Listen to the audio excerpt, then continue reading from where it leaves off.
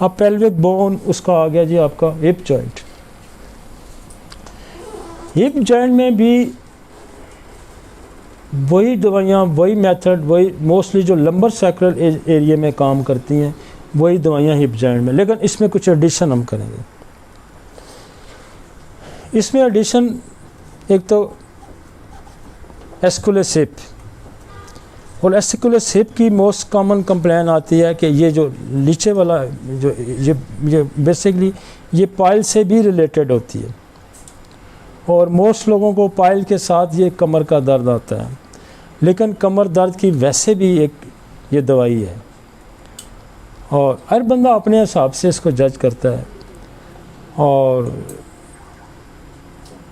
वो मुझे डॉक्टर उस्मान की बात, वो कहता है मैं एस्कुलस हिप को इस सिम्टम पे जो मरीज़ मुझे कहता है इधर भराव महसूस होता है, भराव महसूस होता है। बेसिकली ये दवाई है वेंस की भी, वेनल सिस्टम की, पाइल्स की भी।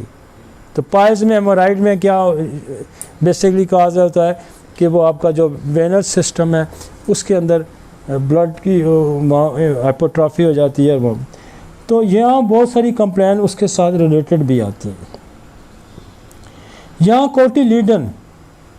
कोटिलीडन का चुकला जो है वो बिल्कुल कहते हैं ये जो नासूर होता है इसका जो चुकले का, उसको कोटिलीडन ठीक करती है। यहाँ जो आपका ये एक जो फीमर जहाँ जिस हेड में फिक्स होती है ये क्रैक हो जाता है।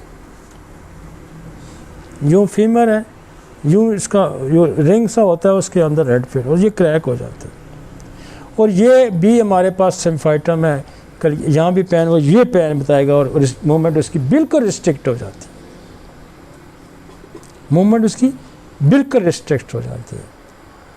और उसमें फिर हम कैरीज पे हमारे पास फास्फोरस है, लेकिन जिन कॉजेज़ पे हम जाएंगे, ड्रोस्ट्रासिप्लिन है उस पर जाएंगे।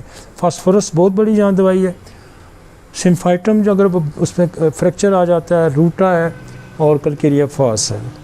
और यहाँ बहुत सारे अक्सर हम जब देखते हैं तो जिस जगह खाई होती है सारी बिल्कुल बोन खाई होती है, नेक्रोसिस आ जाता है, कैरीज हो जाता है।